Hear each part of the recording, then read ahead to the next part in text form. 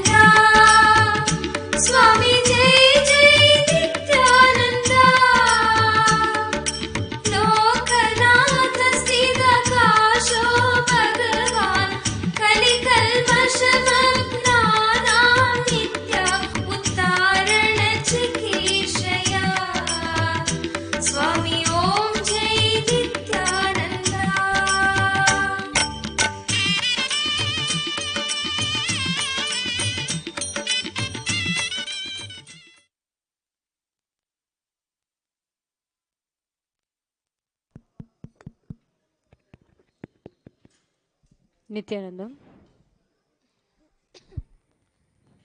Before we begin the Pada Puja and the Paramashiva Puja today, we request all the Pada Puja participants and everybody else who is participating in this puja physically here and online to declare the following with integrity and authenticity. If you agree to this, please say yes loudly. I authentically cognize, which is internally processed, understand and declare the truth that cosmic energy exists. Yes. I authentically cognize, which is internally processed, understand and declare the truth that His Divine Holiness Swamiji, Nityanandeshwara Paramashiva and Nityanandeshwari Parashakti, the Guru Padukas and the Atmalinga are the Chinmaya Vigrahas, embodiment and representation of that very cosmic energy. Yes. I authentically cognize, which is internally processed, understand and declare the truth that whatever I offer during the Pada Puja to His Divine Holiness Swamiji and the Paramashiva Puja to Nityanandeshwara Paramashiva and Nityanandeshwari Parashakti will reach the cosmic source of energy directly. Yes. I authentically cognize, which is internally processed, understand and declare the truth of Sohamasmi, that even when I worship, I am Him. Yes. Let us now enter the Pratyaksha Pada Puja, followed by the Paramashiva Puja. Sadguru Vandanam. Nityanandam Paramasukhadam Kevalam Jnanamurtim द्वन्द्वातीतं गगनसदृशं तत्त्वमस्याधिलक्ष्यम् एकं नित्यं विमलमचलं सर्वधी साक्षिभूतं भावातीतं त्रिगुणरहितं सद्गुरुं तं Namami. The next is the Guru Parampara Vandanam. Now please take some flowers in your hands and offer the flowers at His Divine Holiness Swamiji's feet at the end of the mantra. नित्यानन्देश्वर Paramshiva समारम्भाम् नित्यानन्देश्वरि Parashakti मध्यमाम् अस्मदाचार्य पर्यन्ताम् वन्दे गुरुपरम्पराम्. The next is the Arunagiri Yogeshwara Vandanam. Now please take some flowers in your hands, close your eyes and offer the flowers at His Divine Holiness Swamiji's feet along with the mantra. ललाटे त्रिपुण्ड्री निटिलकृतकस्तूरी तिलकः स्फुरन्मालाधारस्फुरितकटिकौपीनवसनः ददानो दुस्तारं शिरसि फणिराजं शशिकलां प्रदीपः सर्वेषाम् अरुणगिरियोगी विजयते. The next is the Tattvachamanam. Keeping your right hand, pour one uddhani from the water of the Panchapatram and chant each of the following mantra internally and drink the water that flows through the base of the palm. Om Atmatattvam Shodhayami Swada. Om Vidyatattvam Shodhayami Swada. Om Shivatattvam Shodhayami Swada. Chanting the following mantra, internally wipe the upper and lower lips twice using the base of the right hand thumb, moving the hand from right to left of the lips. Om Ham Hridayaya Namaha. Now wash your right hand with the water in the Panchapatram. With the tips of the right hand index, middle and ring fingers touch above the upper lips and below the lower lips. With the tips of the right hand index finger and thumb joined together, touch the right nostril, left nostril. With the tips of the right hand ring finger and thumb joined together, touch the right eye, right ear, left ear. Wash your right hand with the water in the Panchapatram. With the base of the right hand thumb and little finger, touch the navel, right chest, left chest. With the right hand fingertips together, touch the top of the head, right shoulder, left shoulder, and the heart center. Now, please take the akshata in your right hand, clench your hands, and tap the sides of your forehead 5 times along with the mantra. Shuklam Bharadaram Vishnum Shashivarnam Chaturbhujam Prasannavadanam Dhyayet Sarva Vignopashantayet. The next is the pranayama. Continue to keep the akshata in your right hand. Now open only the little finger, ring finger and the thumb.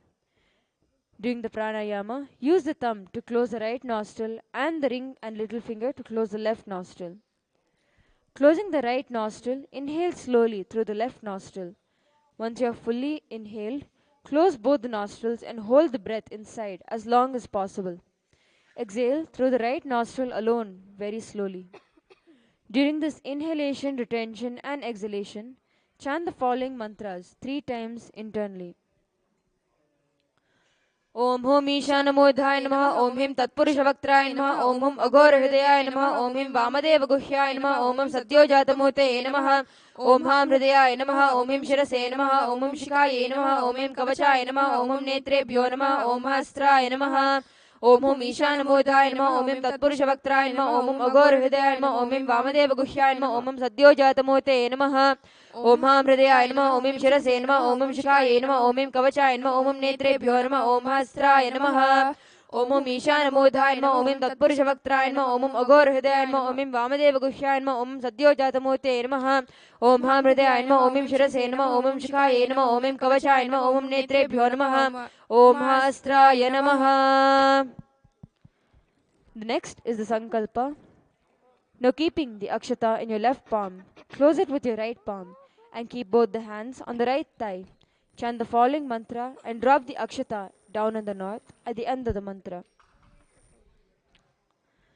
ममोपात्त समस्त दुरितक्षय द्वारा भगवत् श्री नित्यानंद परम शिव प्रीत्यर्थम श्री नित्यानंदेश्वरी पराशक्ति समेत श्री नित्यानंदेश्वर परम शिव प्रीत्यर्थम च शुभे शोभने मुहूर्ते अद्य ब्रह्मणः द्वितीय परार्धे श्री श्वेतवराह कल्पे वैवस्वतमन्वन्तरे अष्टाविंशतितमे नित्ययुगे प्रथमे पादे जम्बूद्वीपे भारतवर्षे भरतखण्डे मेरोः दक्षिणे पार्श्वे शकाब्दे अस्मिन् वर्तमाने व्यवहारिके प्रभवादीनां षष्ट्याः संवत्सराणां मध्ये विकारिनाम संवत्सरे उत्तरायणे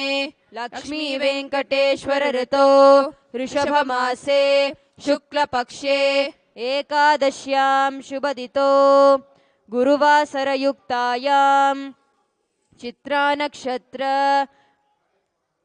परिघयोग विष्टिकरण एवं गुणविशेषण विशिष्टायाम् अस्यां शुभदितो श्री कैलासोन्नत द्वादशांत श्यामला पीठारूढ़ श्री मीनाक्षी सुंदरेश्वरा भिन्न स्वरूप परशिवपुत्र रत्नकुमार गुरुमन्य तुल्यावतार श्री पार्वती स्तन्यपान लब्ध दिव्य ज्ञान विश्रुत सकल निगमागम सारभूत द्राविड वेद प्रवक्तृ श्रीमत् परम शिव करुणा समधिगत मुक्तामय चतुरश्रयान गीयमान छत्र चामर श्री चिन्ह काहलादि समस्त बिरदावल्यलंकृत ज्ञान विज्ञान चक्रवर्ती सर्वजन संघ सद्यो निर्वाण दीक्षा व्यापवर्ग वर्ष विश्राण जीमूत परमत कलभ केसरी शैव सिद्धांत स्थापनाचार्य श्री राजाधिराज पांड्य महाराज गुरु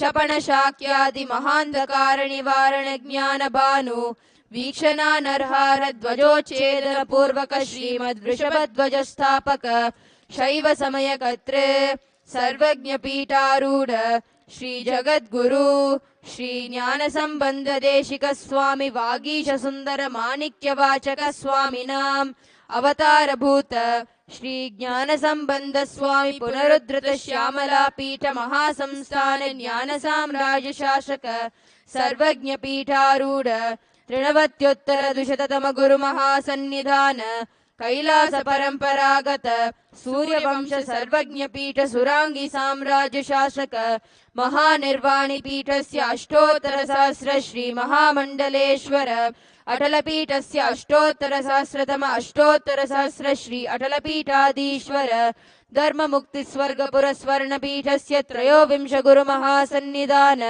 श्रीमत् परमहंस परिव्राजकाचार्य वर्य सच्चिदानंद प्रणव स्वरूप श्रोत्रिय ब्रह्मनिष्ठ नित्योत्सव नित्य मंगल नित्य कल्याण नित्य रचित नित्यानंद पीठ महासंस्थान महासिंहासन पीठ कर्तृ कैलास पुनरुद्धारक जगद्गुरु श्रील श्री भगवत श्री नित्यानंद परम शिव श्री ज्ञान संबंध देशिक परमाचार्य स्वामिनां प्रीत्यर्थम तेषां पादारविन्दयोः भक्ति सिद्ध्यर्थम गुरुकृपा कटाक्ष सिद्ध्यर्थम क्षेम स्थैर्य वीर्य विजय आयुरारोग्य ऐश्वर्याणाम् अभिवृद्ध्यर्थम धर्मार्थ काम मोक्ष चतुर्विध फल पुरुषार्थ सिद्ध्यर्थम मम समस्त दुरितोपशान्त्यर्थम समस्त मंगल अवाप्यर्थम भगवत् श्री नित्यानंद परम शिव प्रसादेन सकुटुम्बस्य ज्ञान वैराग्य जीवन मुक्ति प्राप्त्यर्थम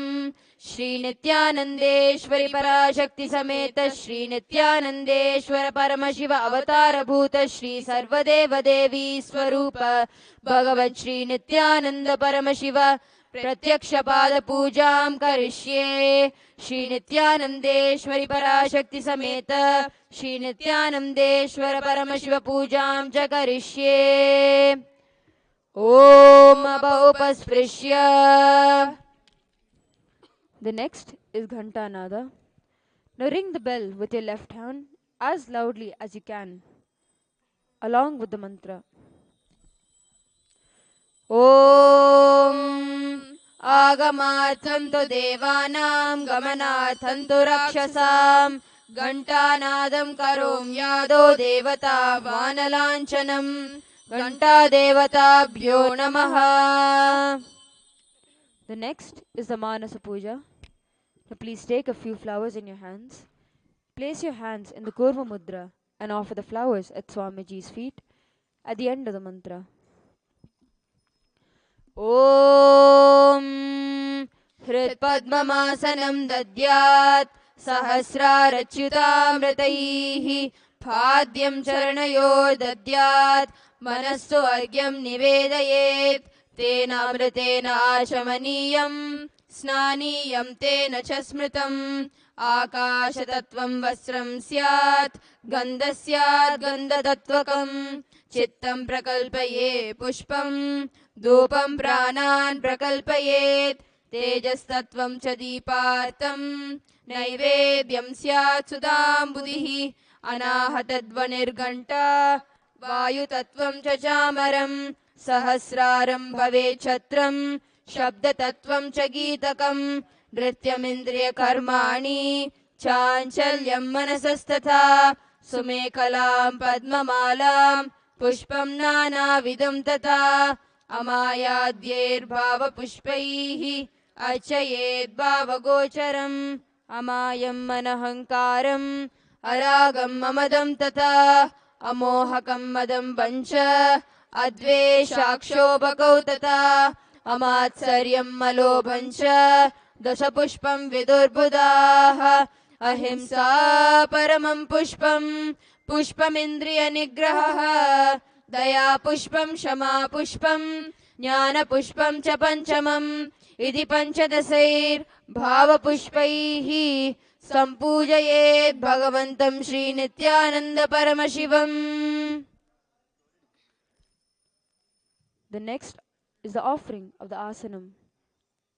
Now please take some flowers and nakshata in your hands and offer it at His Divine Holiness Swamiji's feet along with the mantra. आसनम् ॐ सर्वभूतान्तरस्ताय सर्वभूतान्तरात्मने कल्पयाम्यपवेशार्थम् आसनं ते नमो नमः. ॐ ह्रीं इदं सुवर्णासनं सर्वदेवदेवी स्वरूपाय भगवते श्रीनित्यानन्दपरमशिवाय नमः. The next is Swagatam. Now please take some flowers in your hands and offer the flowers at His Divine Holiness Swamiji's feet along with the mantra. स्वागतम् ॐ शान्तत्वात् सर्वकर्तृत्वात् भावोपरतिकारणात् शिव उक्तो महातन्त्र मन्त्रविद्भिः सदा शिवः तस्मै शिवाय गुरवे वीतरागकलाय वै अमेयत्वादनन्तोऽयम् अजत्वा च प्रकृतितः यस्य दर्शनमिच्छन्ति देवाः स्वाभीष्टसिद्धये तस्मै ते परमेशान स्वागतं स्वागतं प्रभो.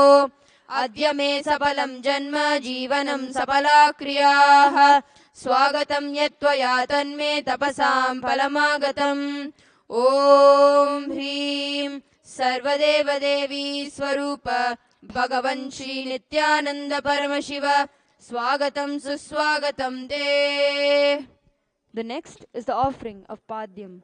Now please take an udharni of water in your hands and offer it at His Divine Holiness Swamiji's feet along with the mantra. पाद्यम् ॐ यद्भक्तिलेशसम्पर्कात् परमानन्दसम्प्लवः तस्मै ते परमेशान पाद्यं शुद्धाय कल्पयेत्. ॐ ह्रीं एतत् पाद्यं सर्वदेवदेवी स्वरूपाय भगवते श्रीनित्यानन्दपरमशिवाय नमः. The next is the offering of Arghya. Now please take the conch in your hands and offer the Arghya at His Divine Holiness Swamiji's feet along with the mantra. अर्घ्यः ॐ दूर्वाक्षरसमायुक्तं बिल्वपत्रं तथा परं शोभनं शङ्खपात्रस्थं गृहाणार्घ्यं महेश्वर ॐ ह्रीं एषोऽर्घ्यः सर्वदेवदेवी स्वरूपाय भगवते श्रीनित्यानन्द परमशिवाय स्वाहा. The next is the offering of Achamaniyam. Now please take an udhani of water in your hands and offer it at His Divine Holiness Swamiji's feet along with the mantra. आचमनीयम् ॐ मन्दाकिन्यास्तु यद्वारी सर्वपापहरं शुभं गृहाणाचमनीयं त्वं मया भक्त्या निवेदितम् ॐ ह्रीं इदम् आचमनीयोदकं सर्वदेवदेवी स्वरूपाय भगवते Shri Nityananda परमशिवाय स्वदा. The next is the offering of Madhuparka. Now please take the Madhuparka and offer it at His Divine Holiness Swamiji's feet along with the mantra. मधुपर्कः ॐ सर्वकल्मषनाशाय परिपूर्णसुधात्मकं मधुपर्कमिमं देव कल्पयामि प्रसीद मे ॐ ह्रीं एष मधुपर्कः सर्वदेवदेवी स्वरूपाय भगवते Shri Nityananda परमशिवाय स्वदा. The next is the offering of Gandhatailam. Now please take the Gandhatailam, the scented oil, in your hands and offer it at His Divine Holiness Swamiji's feet along with the mantra.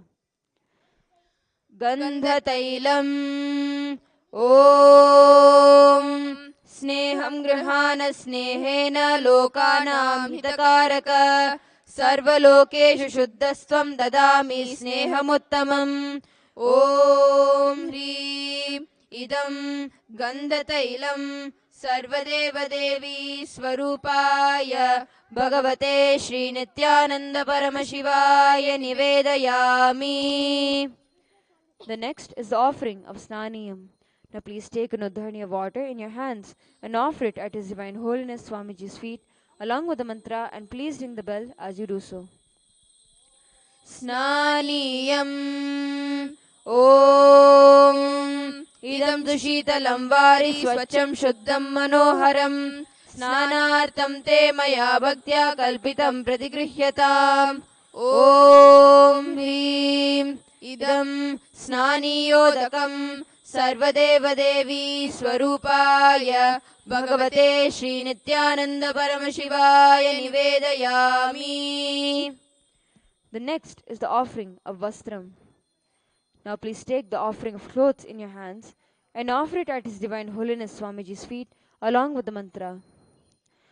वस्त्रम् ॐ माया चित्रपटाच्छन्न निजगुह्योरुतेजसे निरावरण विज्ञाय वासस्ते कल्पयाम्यहम् ॐ ह्रीं इदं वस्त्रोत्तरीयं सर्वदेवदेवी स्वरूपाय भगवते श्रीनित्यानन्द परमशिवाय निवेदयामि.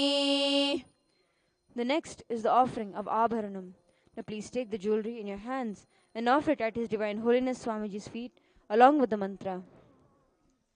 आभरणम् ॐ स्वभावसुन्दराङ्गाय नानाशक्त्याश्रयाय ते सुवर्णं भूषणं तुभ्यं कल्पयामि प्रसीद मे ॐ ह्रीं इदं सुवर्णाभरणं सर्वदेवदेवी स्वरूपाय भगवते श्रीनित्यानन्द परमशिवाय निवेदयामि. The next is the offering of Gandha. Now please take the sandalwood paste in your hands and offer it at His Divine Holiness Swamiji's feet along with the mantra. गन्धः ॐ शरीरं तेन जानामि चेष्टां नैव च मया निवेदितान् गन्धान् प्रतिगृह्य विलिप्यताम् ॐ ह्रीं एष गन्धः सर्वदेवदेवी स्वरूपाय भगवते श्रीनित्यानन्द परमशिवाय नमः. The next is the offering of Pushpam. Now please take some flowers smeared with sandalwood paste in your hands and offer the flowers at His Divine Holiness Swamiji's feet along with the mantra. पुष्पम् ॐ तुरीयवनसम्पन्नं नानागुणमनोहरम् आनन्दसौरभं पुष्पं गृह्यतामिदमुत्तमम्. ॐ ह्रीं एतानि सचन्दनपुष्पाणि सर्वदेवदेवी स्वरूपाय भगवते श्रीनित्यानन्दपरमशिवाय वौषटे. The next is the offering of the Bilva Patram. Now please take few Bilva leaves smeared with sandalwood paste in your hands and offer it at His Divine Holiness Swamiji's feet along with the mantra. बिल्वपत्रम् ॐ अमृतोद्भवं श्रीवृक्षं शङ्करस्य सदा प्रियं बिल्वपत्रं प्रयच्छामि पवित्रं ते सुरेश्वर. ॐ ह्रीं एतानि सचन्दनबिल्वपत्राणि सर्वदेवदेवी स्वरूपाय भगवते श्रीनित्यानन्दपरमशिवाय वौषटे. The next is the offering of the Tulsi Patram. Now please take the Tulsi leaves smeared with sandalwood paste in your hands and offer it at His Divine Holiness Swamiji's feet along with the mantra. तुलसी पत्रम् ॐ नमस्ते बहुरूपाय वरदमूर्तये परमात्मने स्वाहा. ॐ ह्रीं इदं सचन्दन तुलसी पत्रं सर्वदेवदेवी स्वरूपाय भगवते श्रीनित्यानन्द परमशिवाय नमः. The next is the offering of Dhupa. Now please take the lit incense sticks in your hands and slowly wave towards His Divine Holiness Swamiji's feet along with the mantra, and please ring the bell as you do so. धूपः ॐ वनस्पतिरसो दिव्यो गन्धाद्यः सुमनोहरः आग्रेयः सर्वदेवानां धूपोऽयं प्रतिगृह्यताम्. ॐ ह्रीं एष धूपः सर्वदेवदेवी स्वरूपाय भगवते श्रीनित्यानन्द परमशिवाय नमः. The next is the offering of Deepa. Now please take the lit lamp in your hands and slowly wave towards His Divine Holiness Swamiji's feet along with the mantra, and please ring the bell as you do so. दीपः ॐ सुप्रकाशो महादीपः सर्वतस्तिमिरापहः सभाभ्याभ्यन्तरज्योतिर्दीपोऽयं प्रतिगृह्यताम्. ॐ ह्रीं एष दीपः सर्वदेवदेवी स्वरूपाय भगवते श्रीनित्यानन्द परमशिवाय नमः. The next is the offering of Naivedyam. Now please take the Naivedyam in your hands and offer it at His Divine Holiness Swamiji's feet along with the mantra, and please ring the bell as you do so. Naivedyam ॐ नैवेद्यं विविधं देव शर्करादिविनिर्मितं मया निवेदितं भक्त्या गृहाण परमेश्वर. ॐ ह्रीं इदं सोपकर्णनैवेद्यं सर्वदेवदेवी स्वरूपाय भगवते श्रीनित्यानन्द परमशिवाय निवेदयामि. The next is the offering of Paniyam. Now please take an udhani of water in your hands and offer it at His Divine Holiness Swamiji's feet along with the mantra. पानीयम् ॐ समस्तदेवदेवेश सर्वतृप्तिकरं परम् अखण्डानन्दसम्पूर्णं गृहाण जलमुत्तमम्. ॐ ह्रीं इदं पानातोदकं सर्वदेवदेवी स्वरूपाय भगवते श्रीनित्यानन्द परमशिवाय नमः. The next is the offering of Punarachamaniyam. Now please take an udharniya water in your hands and offer it at His Divine Holiness Swamiji's feet along with the mantra. पुनराचमनीयम् ॐ उच्छिष्टमप्यशुचिर्वा यस्य स्मरणमार्द्रतः शुद्धिमाप्नोति तस्मै ते पुनराचमनीयकम्. ॐ ह्रीं इदं पुनराचमनीयोदकम् सर्वदेवदेवी स्वरूपाय भगवते श्रीनित्यानन्द परमशिवाय स्वाहा.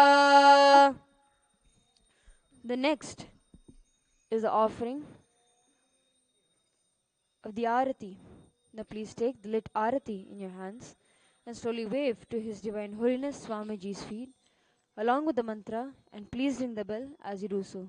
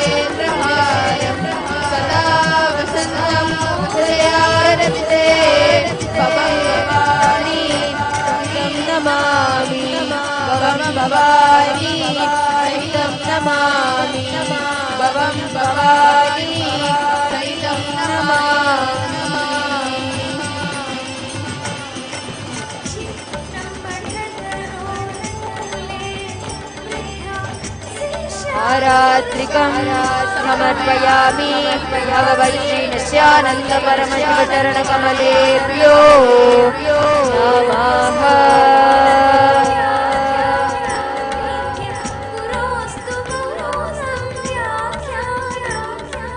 Is the offering of Udgana. Please take a few flowers in your hand. Close your eyes to the end of the mantra and offer the flowers at His Divine Holiness Swamiji's feet. At the end of the mantra, पुष्पाञ्जलिः. गुरुर्ब्रह्मा गुरुर्विष्णुः गुरुर्देवो महेश्वरः गुरुः साक्षात् परं ब्रह्म तस्मै श्री गुरवे नमः. अखण्डमण्डलाकारं व्याप्तं येन चराचरं तत्पदं दर्शितं येन तस्मै श्री गुरवे नमः. अज्ञानतिमिरान्धस्य ज्ञानाञ्जनशलाकया चक्षुरुन्मीलितं येन तस्मै श्री गुरवे नमः. अनेकजन्मसम्प्राप्त कर्मबन्धविदाहिने आत्मज्ञानप्रदानेन तस्मै श्री गुरवे नमः. मन्नाथ श्री जगन्नाथो मद्गुरु श्री जगद्गुरुः ममात्मा सर्वभूतात्मा तस्मै श्री गुरवे नमः। ईश्वरो गुरुरात्मेति मूर्तिभेदविभागिने व्योमवद्व्याप्तदेहाय दक्षिणामूर्तये नमः। नित्यानन्दं परमसुखदं केवलं ज्ञानमूर्तिं द्वन्द्वातीतं गगनसदृशं तत्त्वमस्यादिलक्ष्यम् एकं नित्यं विमलमचलं सर्वदी साक्षिभूतं भावातीतं त्रिगुणरहितं सद्गुरुं तं नमामि। पुष्पाञ्जलिं समर्पयामि भगवश्री नित्यानन्द परमशिव चरणकमलेभ्यो नमः। ॐ नित्यानन्दं स्वामी संसारार्णव घोरे ध्यानलोक प्रदीपक नित्या ध्यानलोक प्रदीपक नित्या सर्वभूतात्मन् स्वामी ॐ जय नित्यानन्दा ॐ जय नित्यानन्दा स्वामी जय जय नित्यानन्दा लोकनाथ स्थितकाशो भगवान् कलिकल्मषमग्नानां नित्या उद्धारणचिकीर्षया स्वामी ॐ जय